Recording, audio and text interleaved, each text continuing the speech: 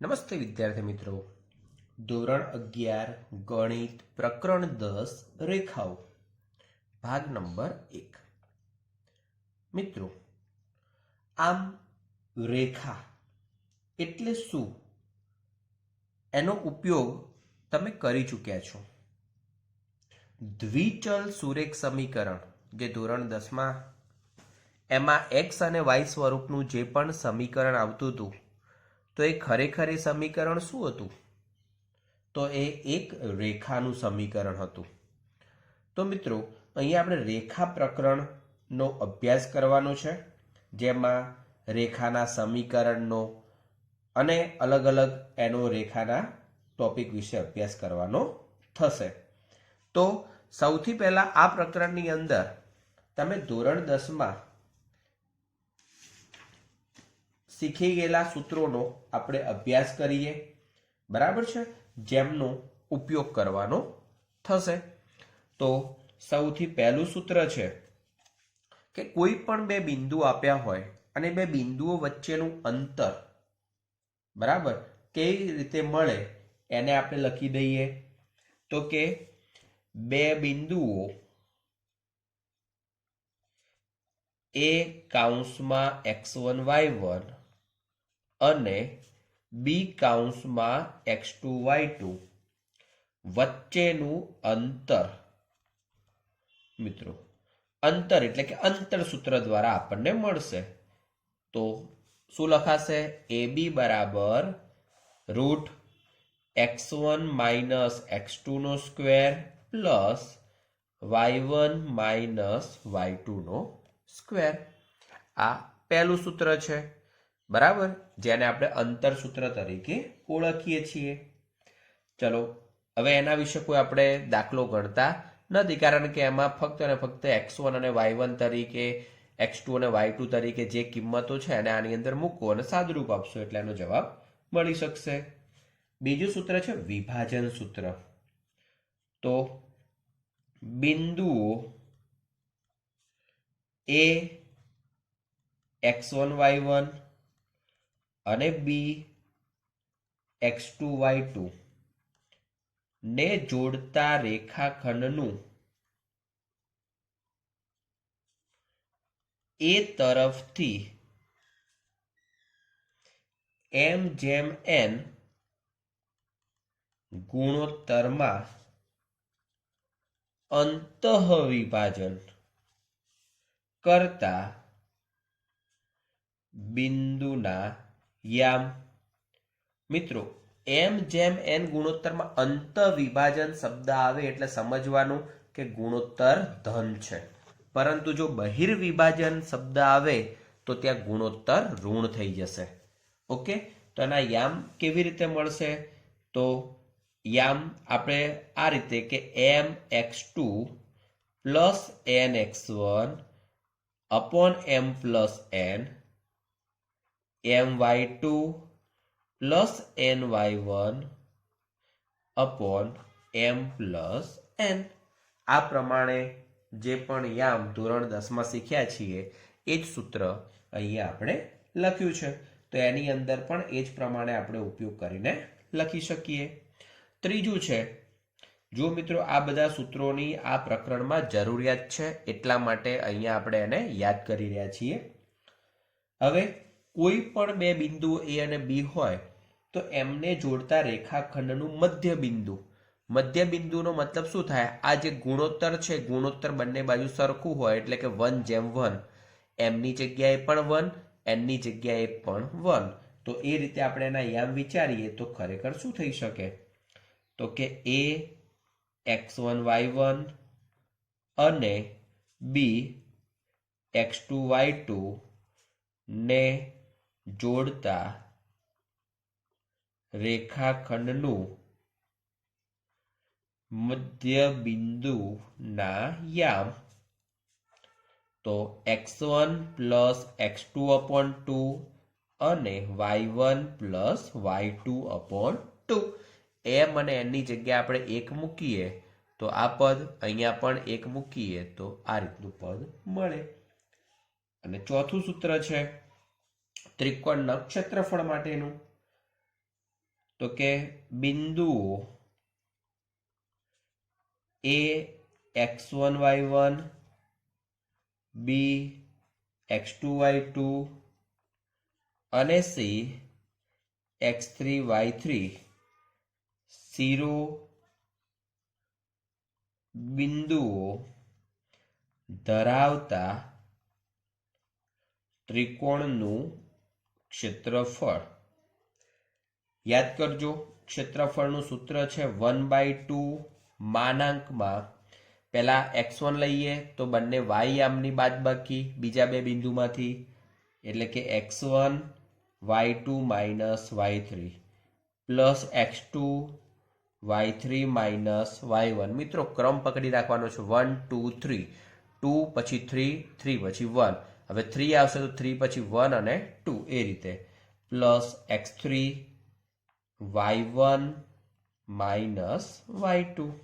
જો બહારના ભાગમાં x1 x2 x3 છે, અંદરના ભાગમાં y વાળા પદો છે, તો આ પ્રમાણે આપણને ત્રિકોણનું ક્ષેત્રફળ કેવી રીતે મળે એ થશે. પણ આની અંદર જો જવાબ 0 મળે તો એનો મતલબ કે આપેલા બિંદુઓ ત્રિકોણ દર્શાવશે નહીં. તો એ ત્રણેય બિંદુઓ કેવા હશે? સમરેખ, એક જ રેખા પરના બિંદુઓ હશે એવું આપણે કહી શકીએ. તો મિત્રો આ હતા પાયાના સૂત્રો જે તમે જાણો છો, પરંતુ એને યાદ કરવા જરૂરી છે. હવે આપણે ટોપિક જોઈએ રેખાનો ઢાળ.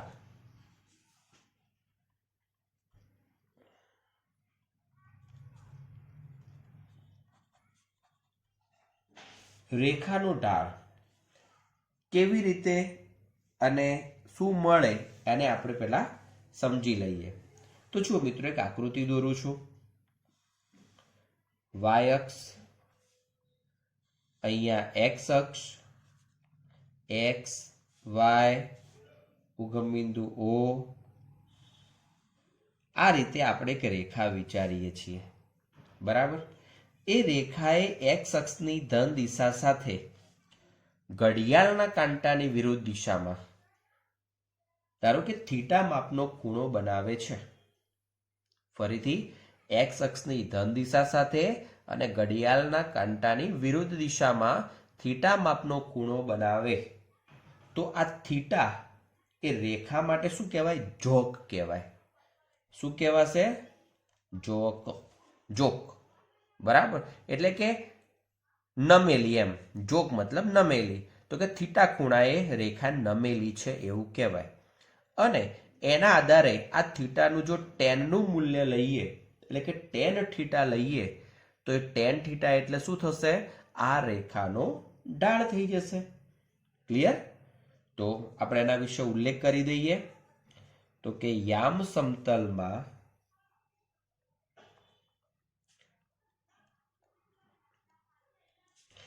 આપેલી એક રેખા x અક્ષની ધન દિશા સાથે ઘડિયાળના કાંટાની વિરુદ્ધ દિશામાં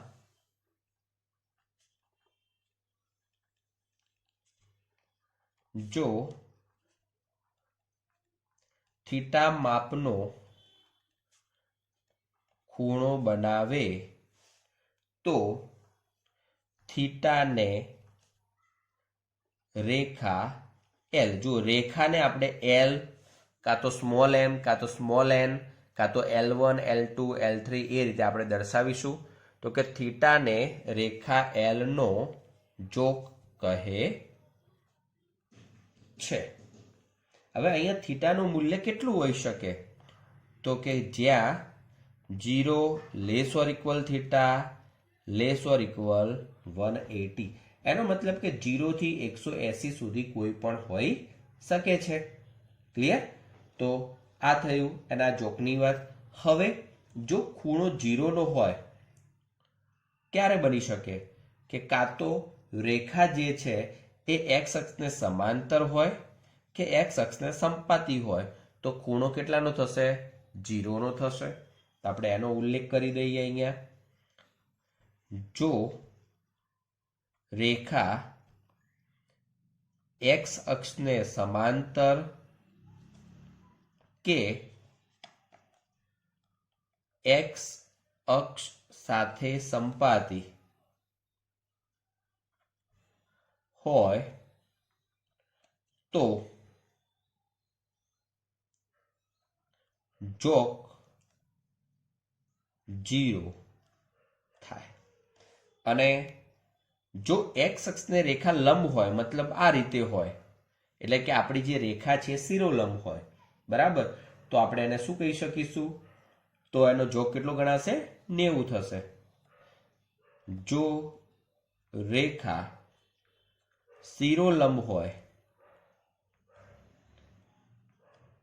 શિરોલંબ એટલે મિત્રો એક્સ અક્ષને લંબ રેખા, બરાબર, રેખા શિરોલંબ હોય તો જોગ 90 અંશ થાય। ક્લિયર? તો આ રીતે બંને વસ્તુ ક્યારે 0 થશે, ક્યારે 90 થશે। ઓકે, હવે વ્યાખ્યા એકને આધારે, થીટાને આધારે ટેન થીટા જે મળે છે એને એનો ઢાળ કહે છે। તો આપણે એનો ઉલ્લેખ કરી દઈએ કે વ્યાખ્યા એવું શબ્દ આપણે લખતા નથી, પરંતુ ઢાળ કોને કહેવાય એને આપણે લખી દઈએ। તો જો થીટા એ રેખા એલ નો જોક હોય તો ટેન થીટાને રેખા એલ નો ઢાળ કહે છે। કોને કહેવાય? ટેન થીટાને રેખા એલ નો ઢાળ કહે છે। અને એને સંકેતમાં કેવી રીતે દર્શાવાય છે? એમ તરીકે, જેને એમ વડે દર્શાવાય છે। એટલે માટે એમ ઇક્વલ ટુ ટેન થીટા, પરંતુ અહીંયા થીટાનું મૂલ્ય 90 નહીં હોઈ શકે, કારણ જો થીટા 90 હશે તો એનું ટેનનું મૂલ્ય મળતું નથી, તો માટે theta does not equal to 90 આપણે લખી શકીએ। ક્લિયર? તો હવે મિત્રો એક્સ અક્ષનો અને વાય અક્ષનો ઢાળ કેટલો થાય આપણે કહેવું હોય તો જુઓ, એક્સ અક્ષ એ ખરેખર એક્સ અક્ષને સંપાદી છે એવું કહેવાય, તો એનો ઢાળ થશે 0। એક્સ અક્ષનો ઢાળ 0 તથા વાય અક્ષનો ઢાળ અવ્યાખ્યાયિત છે। ઓકે, કેમ? કારણ કે વાય માટે ખૂણો 90 નો મળે છે। ખૂણો 90 નો મળે, 90 તો મૂલ્ય આપણે અહીંયા મૂકી શકતા નથી, કારણ કે 90 મૂકવા જઈએ છીએ તો આનું મૂલ્ય તો અવ્યાખ્યાયિત થાય છે, માટે વાય અક્ષનો ઢાળ અવ્યાખ્યાયિત થાય છે। ઓકે, વાય અક્ષનો ગણીએ અથવા કોઈ પણ શિરોલંબ રેખાનો ઢાળ ગણીએ, બરાબર, તો એ હંમેશા કેવું થશે? અવ્યાખ્યાયિત થશે। તો મિત્રો જ્યારે થીટાનું મૂલ્ય આપેલું હોય ત્યારે આપણે એક તો આ પ્રમાણે ઢાળ શોધી શકીએ છીએ। ચલો, આ જ હતી એક રીત, બરાબર, એને અહીંયા આપણે રેખાનો ઢાળ જે છે એને આગળ આપણે એક તરીકે દર્શાવી દઈએ છીએ। ચલો, આની બીજી રીતનો આપણે હવે ઉલ્લેખ કરીએ, રેખાના ઢાળ માટેની બીજી રીત। બીજી રીત ક્યારે? તો જ્યારે કોઈ પણ બે બિંદુ આપ્યા હોય, તો કે રેખા પર કોઈ પણ બે બિંદુઓ આપ્યા હોય તો તે રેખાનો ઢાળ। હવે કેવી રીતે અને શું મળે? મિત્રો આ જે ઢાળ છે એને તમે વ્યવસ્થિત રીતે સમજી લેજો, કારણ કે ફિઝિક્સના પ્રેક્ટિકલમાં પણ તમારે આ પ્રકારે ઢાળ શોધવાનો થશે, તો સમજી લેજો। વાય અક્ષ, અહીંયા એક્સ અક્ષ વિચારીએ, અને આ પ્રમાણે આપણને રેખા એલ આપેલી છે। ચલો, રેખા એલ ઉપર બે બિંદુઓ, એક બિંદુ એ x1 y1, એક બિંદુ બી x2 y2, બરાબર, આ પ્રમાણે બે બિંદુઓ છે. તો હવે આમ જોવા જઈએ તો અહીંથી એક આ રેખાખંડ આમ વિચારવાનો થાય, અહીંથી એક રેખાખંડ આમ વિચારવાનો થાય.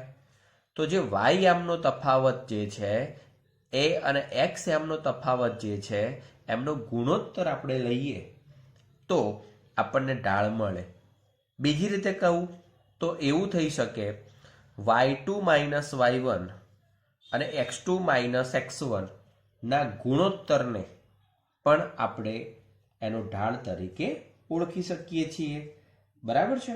તો એ રીતે અહીંયા વિચારવાનું થશે. તો આપણે ઉલ્લેખ કરી દઈએ, જો બે બિંદુઓ એ કૌંસમાં x1 y1 અને બી કૌંસમાં x2 y2 હોય તો રેખાનો ઢાળ m બરાબર y2 minus y1 upon x2 minus x1 થાય. ટૂંકમાં એમના y યામની બાદબાકી ભાગ્યા એમના x યામની બાદબાકી. બરાબર, તો આપણને એમનો ઢાળ મળશે. ક્લિયર? તો જો અહીંયા બે પ્રકારે આપણે ઢાળ શીખ્યા, એક થીટા આપેલો હોય ત્યારે અને રેખા પરના બે બિંદુઓ આપેલા હોય ત્યારે આપણે ઢાળ સમજ્યા. હવે એના પછીનો ટોપિક છે કે બે રેખાઓ એકબીજાને સમાંતર હોય કે બે રેખાઓ એકબીજાને લંબ હોય તો એના માટે ની ઢાળના સંદર્ભમાં શરત કઈ થાય? તો એ શરત આપણે પહેલા સમજી લઈએ. તો અહીંયા ઉલ્લેખ કરું છું, બે રેખાઓ સમાંતર કે લંબ હોય તે માટેની પર્યાપ્ત શરત લખું છું. એટલે આપણે ટૂંકમાં ઢાળના સંદર્ભમાં જ શરત સમજવાની છે. તો સૌથી પહેલા બે રેખાઓ આપણે સમાંતર હોય અથવા એમનો ઢાળ m1 અને m2 છે એવો આપણે ઉલ્લેખ કરી દઈએ, પછી આપણે સમાંતરનો ઉલ્લેખ કરીએ.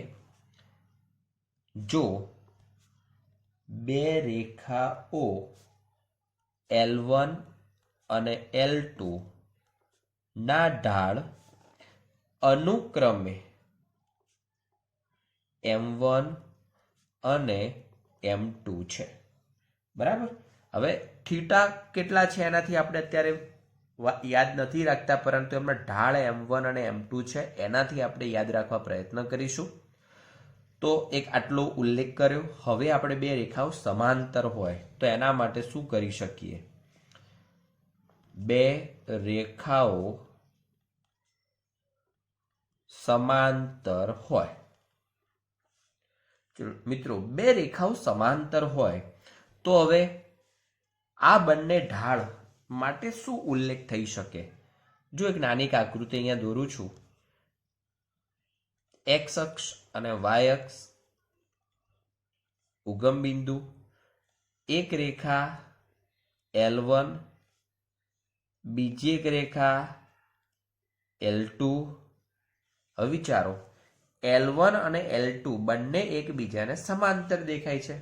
સમાંતર દેખાતી હોય તો એમને બનાવેલો ખૂણો પણ કેવો હોય? સરખો હોય. તો એનો મતલબ કે એમનો ઢાળ પણ કેવો હોય? સરખો હોય. તો કે બે રેખાઓ સમાંતર હોય તો તેમની પર્યાપ્ત શરત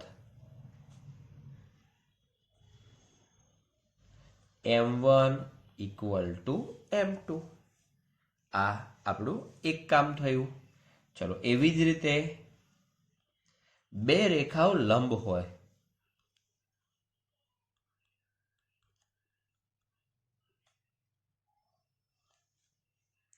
બરાબર, તો એની આકૃતિ પણ આપણે સાથે સાથે દોરી દઈએ. x અક્ષ અને y અક્ષ.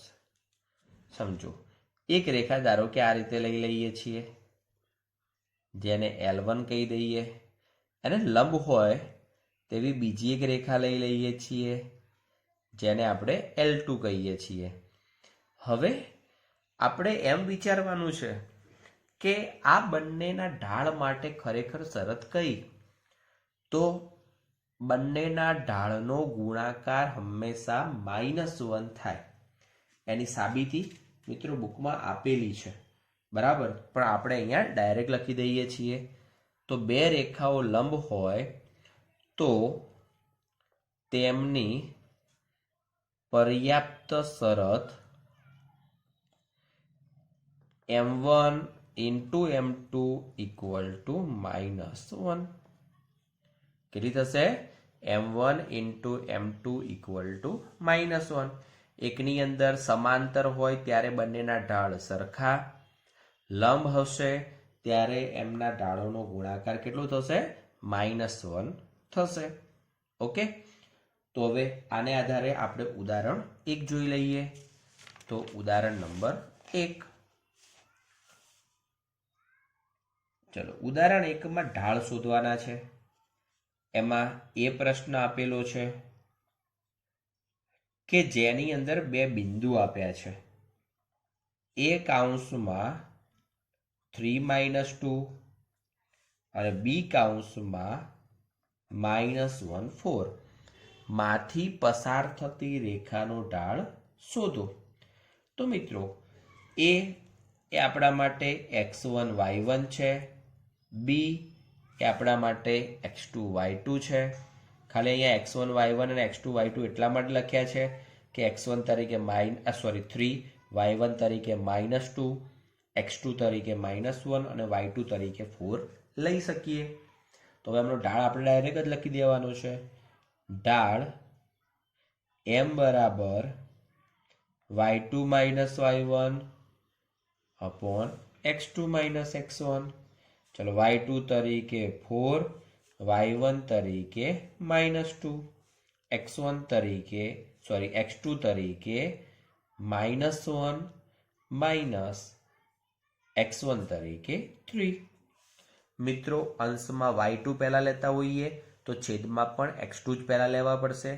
જો અંશમાં y1 તમે પહેલા લઈ રહ્યા છો તો છેદમાં પણ x1 પહેલા લેવા પડે. ટૂંકમાં ક્રમ મહત્વનો છે, નહીતર વિરુદ્ધ ઢાળ આપણને મળી શકે છે. ઓકે, તો ચલો સાદરૂપ આપીએ. અંશમાં 6 છેદમાં -4 ઇક્વલ ટુ -3/2. ચલો એવી જ રીતે એક બીજું જોઈ લઈએ, બી. ચલો એમાં એ આપ્યું છે 3 - 2, બી આપ્યા છે 7 - 2. જો અહીંયા મિત્રો ખાસ તમારે એ ધ્યાનથી જોવાનું છે કે એમનો એક્સ એમ તો સરખો નથી ને. અહીંયા એક્સ એમ જુદો છે. જો એક્સ એમ સરખો હશે તો એનો છેદ 0 થઈ જશે, અને છેદ 0 હોય તો એ અવ્યાખ્યાયિત થશે. બીજી રીતે કહીએ તો એમનો એક્સ એમ સરખો હોય તો આપેલા બે બિંદુઓ શિરોલંબ રેખાના બિંદુઓ છે એવું કહેવાય, અને એના આધારે એમ કહી શકાય કે શિરોલંબ રેખા છે તો એમનો ઢાળ કેવો હશે? અવ્યાખ્યાયિત હશે. અહીંયા એમના વાયયામ સરખા દેખાય છે. જો વાયયામ સરખા હશે તેનો અંશ 0 થશે. અંશ 0 થશે તો એમનો ઢાળ 0 થશે, અને ઢાળ 0 ક્યારે બને? રેખા સમક્ષિતિજ એટલે કે એક્સ અક્ષને સમાંતર કાં તો એક્સ અક્ષને સંપાતી હોય ત્યારે. તો આપણે અહીંયા ઢાળ લખી દઈએ. ઢાળ m બરાબર y2 - y1 upon x2 - x1. ચલો આ આપણા માટે x1 y1, આપણા માટે x2 y2, -2 -2. ચલો x2 તરીકે 7 -3, 0/4 એટલે કે 0. તો આનો ઢાળ કેટલો મળે છે? 0. અને c પણ લખી દઈએ. a 3 - 2 અને b 3 4. તો આપણે અહીંયા આ રીતે ઉલ્લેખ કરીએ કે અહીં બંને બિંદુના એક્સ યામ સમાન છે. તેથી આપેલા બે બિંદુઓ ને સમાવતી રેખા શિરોલંબ હોય. કેવી રેખા હોય? શિરોલંબ. અને શિરોલંબ હોય તો એમનો ઢાળ કેટલો થશે? અવ્યાખ્યાયિત. માટે ઢાળ અવ્યાખ્યાયિત થાય. જો બુકમાં જે પ્રમાણે લખીને આપ્યું છે એ પ્રમાણે તમે સૂત્ર વાપરીને છેદમાં 0 લખો, પછી તમે અવ્યાખ્યાયિત લખશો તો પણ ચાલશે, એટલે કે વ્યાખ્યાયિત નથી. બરાબર છે? અને આ રીતે લખશો તો એ વધારે યોગ્ય રહેશે. અને એનો ડી જોઈ લઈએ. એક્સ અક્ષની ધન દિશા સાથે 60 અંશનો ખૂણો બનાવે છે. એનો મતલબ એવો થયો કે અહીંયા થીટાનું મૂલ્ય 60 આપેલું છે. તો એમ બરાબર tan થીટા tan 60, અને tan 60 એટલે ખરેખર શું થશે? √3. તો આ થયો આપણું ડી. હવે બે રેખાઓ વચ્ચેના ખૂણો. બે રેખાઓ વચ્ચેનો ખૂણો આપણે કેવી રીતે શોધી શકીએ? તો એના વિશેનું સૂત્ર આપણે જોવાનું છે. તો સૌથી પહેલું કામ આપણે એ જોઈ લઈએ કે ટોપિક આપી દઈએ, બે રેખાઓ વચ્ચેનો ખૂણો. સૌથી પહેલા તો બે રેખાઓ અને એમના ખૂણાનો આપણે ઉલ્લેખ કરી દઈએ. તો કે જો બે રેખાઓ L1 અને L2 હોય તથા તેમના ઢાળ અનુક્રમે M1 અને M2 હોય તથા રેખાઓ વચ્ચેનો ખૂણો ફાઈ હોય, તો એ પ્રમાણે પહેલા તો આપણે આકૃતિ દોરી દઈએ. હવે મિત્રો ફાઈ લખીએ યા થીટા લખીએ એનાથી કોઈ ફરક પડતો નથી. બરાબર છે? ચલો બુકમાં થીટા આપેલું છે તો આપણે એ પ્રમાણે અત્યારે થીટા જ રાખીએ છીએ. તો કારણ કે થીટા અને ફાઈ બે અલગ અલગ જગ્યાએ યુઝ કરેલા છે એટલા માટે તો આપણે થીટા રાખીએ છીએ. ઓકે, તો એ પ્રમાણે આકૃતિ જોઈ લઈએ. ધારો કે વાય અક્ષ, અહીંયા એક્સ અક્ષ, એક રેખા અહીંયા છે L1 અને તેને અનુરૂપ બીજી રેખા છે અહીંયા જે L2 છે. હવે L1 અને L2 વચ્ચેનો જે નાનો ખૂણો છે એને આપણે થીટા તરીકે લઈએ છીએ અને જે મોટો ખૂણો છે એને આપણે ફાઈ તરીકે લઈએ છીએ. ફરીથી નાનો ખૂણો થીટા, મોટો ખૂણો ફાઈ. બરાબર છે? થીટાનું મૂલ્ય મળે તો એને આધારે ફાઈ આપણને મળવાના છે. કેમ? કારણ કે બંને એકબીજાના કેવા થવાના છે? પૂરક કોણ થવાના છે. ઓકે, તો હવે અહીંયા ડાયરેક્ટ જ આપણે એ રીતે ઢાળ માટેનું વિચાર કરેલું છે કે M1 અને M2 એમના ઢાળ હોય તો ખૂણાનું મૂલ્ય કેવી રીતે મળે? તો મિત્રો ખૂણો થીટા હોય તો tan થીટા બરાબર M1 minus M2 upon 1 plus M1 into M2 મળે. ફરીથી tan theta equal to M1 minus M2 upon 1 plus M1 M2. પરંતુ મિત્રો આ સૂત્ર આપણે ક્યારે વાપરી શકીએ? જો બંને રેખાઓ એકબીજાને લંબ હશે તો આપણે આ સૂત્ર વાપરી શકવાના નથી. કેમ?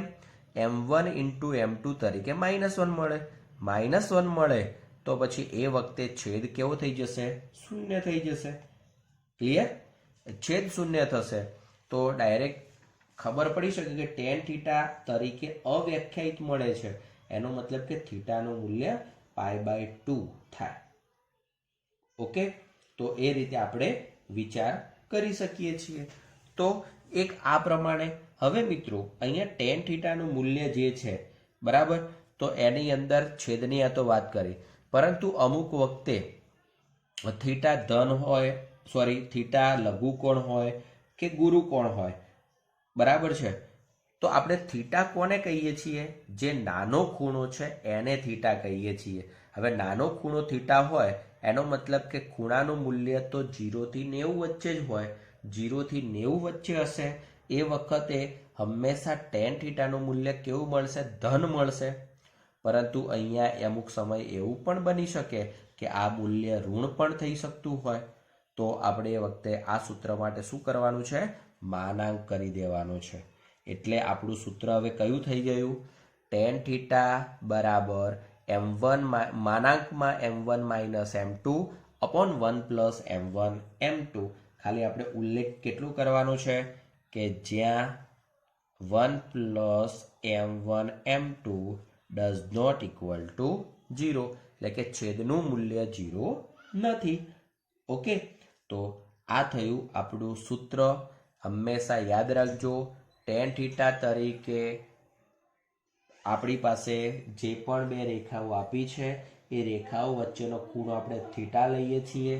તો એ થીટાને આધારે ટેન થીટા બરાબર mode m1 minus m2 upon 1 plus m1 m2, અને એના આધારે આપણને આ પ્રમાણે પદ મળશે.